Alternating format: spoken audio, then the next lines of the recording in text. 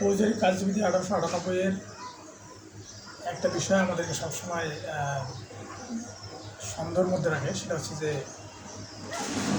অপরাধের অনুসন্ধান ও বিচার, মানে যদি কোনো অপরাধ সংঘটিত হয় সেটা বিচার এবং অনুসন্ধান কোন জায়গায় হবে সেই বিষয়টা আমাদের কনফিউশন আমাদের সৃষ্টি করে। যেমন ধরেন যে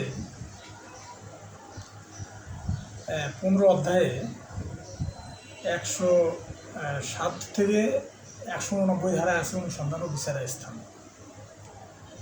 তো অনুসন্ধান ও বিচারের স্থান মূলত যদি কোনো অপরাধ সংঘটিত হয়, মূলত সেই অপরাধের বিচার এবং অনুসন্ধানটাই বোঝে। কিন্তু আমরা দেখি যে ফৌজদারি কার্যবিধি 1898-এ 221 থেকে 240 ধারা পর্যন্ত দেখি যে এই বিষয়টা আর স্পষ্ট করে এখানে বলা আছে। তা আজকে যে বিষয়টা আলোচনা করব সেটা হচ্ছে যে ফৌজদারি কার্যবিধি অনুসন্ধান ও বিচার আসলে কীভাবে লিপিবদ্ধ আছে, বিয়ার একটা কীভাবে লিপিবদ্ধ আছে সে বিষয়টা আলোচনা করবো। সেটা হচ্ছে যে ফৌজদারি কার্যবিধি 1898 107 ধারায় আছে হচ্ছে অনুসন্ধান ও বিচারের স্থান, আর 178 ধারায় আছে বিভিন্ন দায়রা বিভাগের মামলার বিচারের আদেশ প্রদানের ক্ষমতা। তাহলে 107 ধারা আছে অনুসন্ধান ও বিচারের স্থান, আর 178 আছে বিভিন্ন দায়রা বিভাগের মামলা বিচারের আদেশ প্রদানের ক্ষমতা, আর 179 ধারায় আছে অপরাধ সংগঠনের জেলায় বা ওই কাজের পরিণাম ঘটার স্থানে আসামি বিচার হবে। তাহলে 179 ধারায় আছে যদি যেখানে অপরাধ সংঘটিত হবে এবং কাজের ফলাফল যেখানে, মানে অর্থাৎ অপরাধের ফলাফল যেখানে সংঘটিত হবে ঠিক সেই জায়গায় আসামির বিচার হবে। আর 180 ধারাতে আছে কাজটি যে ক্ষেত্রে অন্য কোনো অপরাধের কারণে অপরাধের সেই ক্ষেত্রে বিচারের স্থান, অর্থাৎ কাজটি যে ক্ষেত্রে অন্য কোনো অপরাধের কারণে অপরাধ, মানে অন্য কোনো অপরাধের কারণে অপরাধ বলতে এইরকম বোঝায় যে যদি একটা অপরাধ সংগঠিত করার জন্য যদি আরেকটা অপরাধ সৃষ্টি হয় সেই অপরাধের বিচার কেমন হবে। যেমন তো আপনি চুরি করতে গিয়েছেন, চুরি করতে যা খুন করছেন, মানে এইরকম একটা অপরাধ, এটার বিচার হবে 180 ধারায়। আর 181-তে বলা আছে ঠগ হওয়া বা ডাকাত দলভুক্ত হওয়া বা হেফাজত থেকে পলায়ন পদ্ধতি, মানে আপনি যদি ঠগ হন বা ডাকাত দল অন্তর্ভুক্ত হন, আমরা জানি যে 400 ধারায় ডাকাত দল অন্তর্ভুক্ত হওয়ার শাস্তি আছে 10 বছর। আবার এটা ফৌজদারি কার্যবিধির 182 ধারাতে আবার দেওয়া আছে যে ঠগ হওয়া বা ডাকাত দলভুক্ত হওয়া বা হেফাজত থেকে পলায়ন পদ্ধতি। তো এই বিষয়টা আবার ফৌজদারি কার্যবিধিতে দেওয়া আছে। আবার এমনিভাবে দণ্ডবিধি 1860-এর 396 ধারা আছে খুন সহকারে ডাকাতি, এবং সেখানে 400 ধারায় ডাকাত দলভুক্ত হওয়ার শাস্তি, আর 401 ধারায় চোরদের দলভুক্ত হওয়া শাস্তি। তাহলে ঠগ হওয়াটা আছে হচ্ছে 111 ধারা, দণ্ডবিধিতে আছে 111 ধারা, এবং ফৌজদারিতে সেটা ঠগ সম্পর্কে উল্লেখ করা আছে 181 ধারা। আর 182 ধারাতে আছে অপরাধের স্থান যেখানে অনিশ্চিত বা এক জেলায় নয়, বা অপরাধ যখন অবিরাম বা একাধিক কাজের সমষ্টি, সেক্ষেত্রে অনুসন্ধান বা বিচারের স্থান, মানে অপরাধের স্থান যেখানে অনিশ্চিত থাকে। যদি অপরাধের স্থান যদি অনিশ্চিত হয়, মানে অর্থাৎ কোন জায়গায় কোন জেলায় অপরাধটা সংঘটিত হয়েছে যদি সেটা যদি অনুমান করা না যায়, তবে সেক্ষেত্রে 182 ধারা ফৌজদারি কার্যবিধি 1898-এর 182 ধারা আমরা ব্যবহার করব। আর যদি কেউ ঠগ হয় বা ডাকাত দলভুক্ত হয়, তাহলে সেক্ষেত্রে আমরা 181 ধারা প্রয়োগ করব। এবার 183 ধারাতে বলা আছে ভ্রমণকালে সংঘটিত অপরাধ, অর্থাৎ আপনি ট্রাভেলিং অর্থাৎ ভ্রমণকালে, অর্থাৎ আপনি বাসে যাচ্ছেন বা ট্রেনে যাচ্ছেন বা প্লেনে যাচ্ছেন, যদি এই সময় যে অপরাধটা সংঘটিত হবে সেইটা ভ্রমণ, মানে সেটা 183 ধারার মধ্যে পড়বে। অর্থাৎ ভ্রমণ সংক্রান্ত হলে, অর্থাৎ ট্রাভেলিং বা আপনি কোথাও যাচ্ছেন, যাওয়া অবস্থায় যদি গাড়ির মধ্যে কোনো অপরাধ সংঘটিত হয় সেটা হবে 183 ধারা অনুযায়ী সে অপরাধটা বিচার হবে। আর 185 ধারাতে বলা আছে কোন জেলায় অনুসন্ধানে বিচার হবে এই বিষয়ে কোনো সন্দেহ থাকলে হাইকোর্ট বিভাগ সিদ্ধান্ত দেবেন। এখন আমরা জানি যে দেওয়ানি মামলা 1924 ধারাতে বলা আছে যে মামলা স্থানান্তরের ক্ষমতা। সেখানে বলা আছে যে যদি মামলাটা কোন জেলায় হবে যদি এই বিষয়ে কোনো সন্দেহ থাকে তাহলে সেক্ষেত্রে কিন্তু হাইকোর্ট সিদ্ধান্ত নেবে যে মামলাটা কোন স্থানে হবে। ঠিক একইভাবে 185 ধারাতে বলা আছে যে কোন জেলায় অনুসন্ধানের বিচার হবে এই বিষয়ে কোনো সন্দেহ থাকলে সেই সিদ্ধান্তটা হাইকোর্ট বিভাগ নেবে। তাহলে আমরা দেখি যে 185 ধারার সাথে 24 ধারা অনেকটা মিল আছে। আর 186 ধারায় বলা আছে যে স্থানীয় অধিক্ষেত্রের বাইরের সংগঠিত অপরাধের জন্য পরোয়ানা বা সমন জারির ক্ষমতা। এখন আদালতের যে আর্থিক ইখতিয়ার, আদালতের যে আঞ্চলিক ইখতিয়ার, এই আঞ্চলিক ইখতিয়ারের বাইরে যদি কোনো পরোয়ানা জারি করতে হয় সেটা কত ধারা অনুযায়ী করবে সেটা বলা আছে 186 ধারা অনুযায়ী। অর্থাৎ স্থানীয় অধিক্ষেত্রের বাইরের সংগঠিত অপরাধের জন্য পরোয়ানা ও সমন জারির ক্ষমতা। আর 187 ধারাতে আছে অধীনস্থ ম্যাজিস্ট্রেট কর্তৃক পরোয়ানা জারির ক্ষেত্রে পদ্ধতি। মানে 187 ধারা বলা আছে অধীনস্থ ম্যাজিস্ট্রেট কর্তৃক পরোয়ানা জারির ক্ষেত্রে পদ্ধতি, অর্থাৎ অধীনস্থ ম্যাজিস্ট্রেট কীভাবে পরোয়ানা বা অ্যারেস্ট ওয়ারেন্ট ইস্যু করবেন সেই বিষয়টা বলা আছে 187 ধারাতে।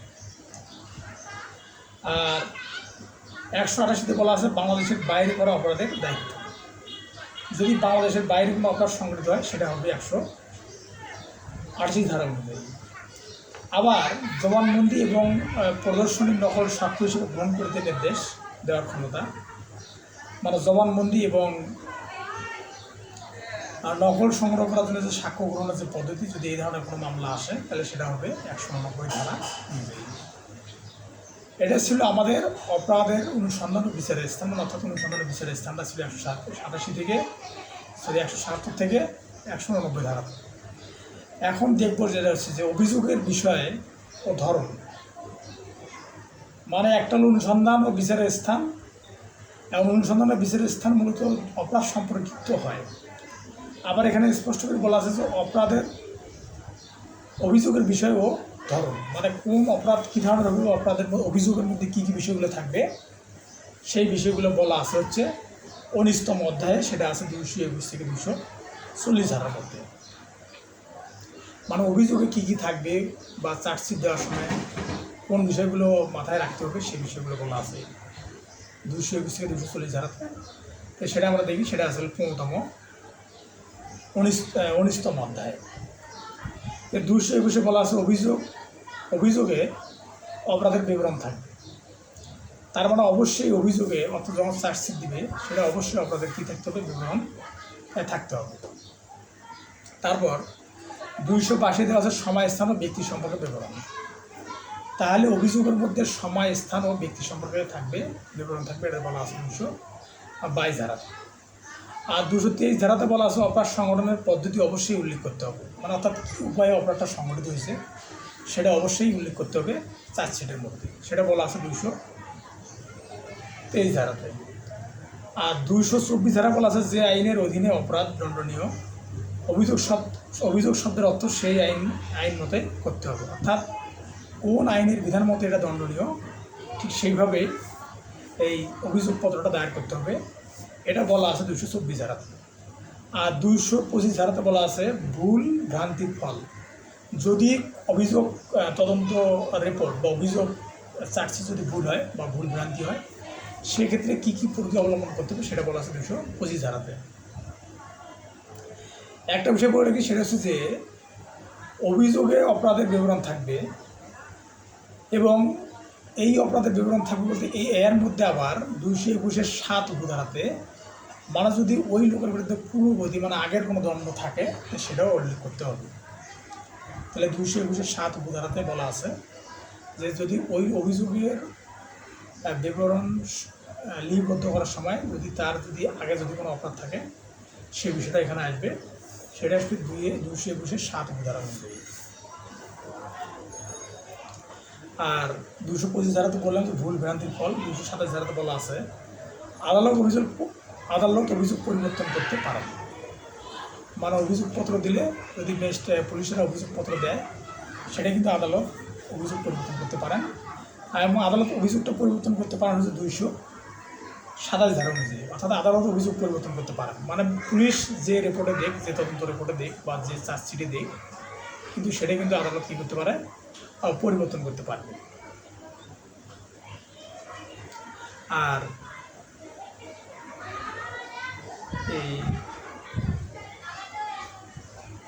এই পরিবর্তনের মধ্যে যে বিষয়টা, পরিবর্তন মানে চেঞ্জ বা সংশোধন বা সংযোজন যে বিষয়টা আছে, সেটা আবার দেওয়ানি কার্যবিধি 14/5 বলা আছে। অর্থাৎ যদি কোনো কিছু প্রমাণিত হয় বা যদি প্রমাণিত না হয়, সেটা যেমন ফৌজদারি কার্যবিধিতে বলা আছে যে কোনো বিষয়ে সংযুক্ত করা, কোনো বিষয়ে বাদ দেওয়া। ঠিক এমনিভাবে ফৌজদারি কার্যবিধি, দেওয়ানি কার্যবিধিতে 14/5 যে কোনো অর্থাৎ চার্জশিটের মধ্যে বা দেওয়ানি লিখিত জবাবের মধ্যে তারা কোনো কিছু পরিবর্তন করতে পারবে এবং সংশোধন করতে পারবে এবং যোগ করতে পারবে। আর 228 ধারায় বলা আছে যে পরিবর্তন অব্যাহতি পরে যখন বিচার চলতে পারে। অর্থাৎ যদি কোনো কিছু পরিবর্তন হয় এবং সেই পরিবর্তন হওয়ার পরেই বিচার শুরু হবে, এটা বলা আছে 228 ধারা। আবার 229 ধারা বলা আছে যখন নতুন বিচার নির্দেশিত হবে কিংবা বিচার স্থগিত হবে। মানে নতুন বিচার নির্দেশিত হবে বা বিচার স্থগিত হবে, অর্থাৎ অভিযোগ পরিবর্তন করার পরে যদি দেখা যায় যে কোনো ইস্যু খুঁজে পাওয়া যাচ্ছে না, সেক্ষেত্রে হয়তো আদালত বিচারটাই স্থগিত করতে পারে অথবা নতুনভাবে সব কিছু জমা নিতে পারে। এটা করবে আদালত 229 ধারার মধ্যে। 230 ধারাতে বলা আছে যে বিষয়টা, সেটা হচ্ছে যে পরিবর্তিত অভিযোগ অনুসারে অপরাধের বিচারের জন্য পূর্ব অনুমতি প্রয়োজন হলে মামলা স্থগিত।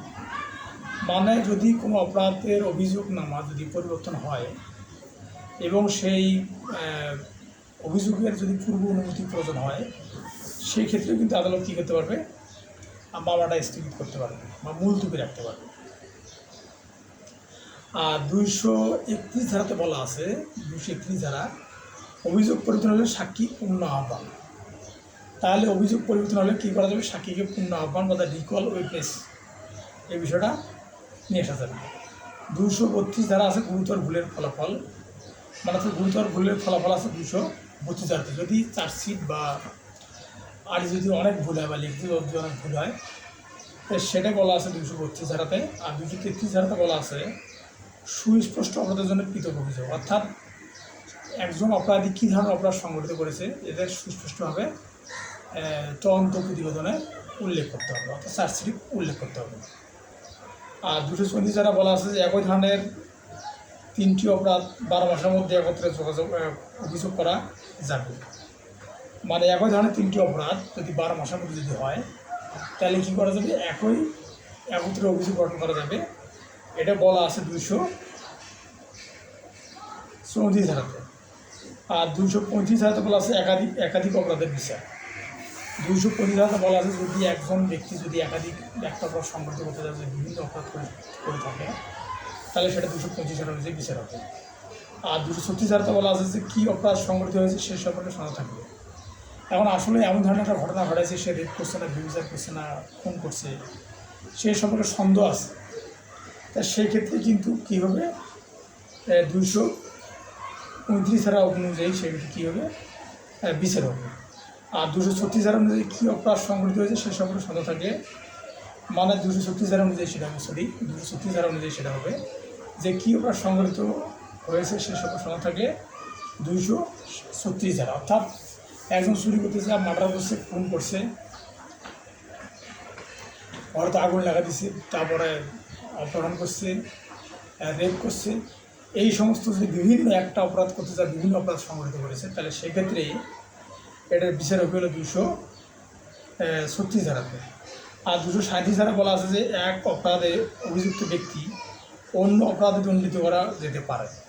তার মানে একজন ব্যক্তিকে যে একটা অপরাধের জন্য যে শুধু দণ্ডিত হবে তা না, তাকে বিভিন্ন অপরাধের মানে সংযুক্ত করা যেতে পারে। 238 যখন প্রমাণিত অপরাধ অভিযোগ অর্থাৎ যখন প্রমাণিত অপরাধ অভিযোগে অন্তর্ভুক্ত থাকবে, অর্থাৎ কোন অপরাধটা সে সংগঠিত করছে অর্থাৎ অবশ্যই তদন্তের রিপোর্টের মধ্যে থাকতে হবে। সেটা হচ্ছে যে 238 ধারা অনুযায়ী। আর 239 বিষয়টা যেটা আছে সেটা হচ্ছে যে সকল ব্যক্তিকে একত্রে অভিযুক্ত করা যাবে। অর্থাৎ 239 ধারা বলা আছে যদি একটা অপরাধের বিভিন্ন অপরাধী হয় তাহলে সেক্ষেত্রে একত্রে অভিযোগ গঠন করা বা একত্রে করা যাবে, সেটা বলা আছে 239 ধারাতে। আর 240 ধারাতে বলা আছে যে একাধিক অভিযোগের একটিতে দণ্ডিত হলে অবশিষ্টগুলো প্রত্যাহার। দেখা গেল যে একটা অপরাধ সংগঠিত করতে যা বিভিন্ন অপরাধের মধ্যে সংগঠিত হয়েছে, সম্পৃক্ত হয়েছে, সেক্ষেত্রে যদি তার বিচার সংগঠিত হয় তাহলে অবশ্যই একটা অপরাধে বিচার একটাতে দণ্ডিত করার পর বাকি সবগুলো কী হবে,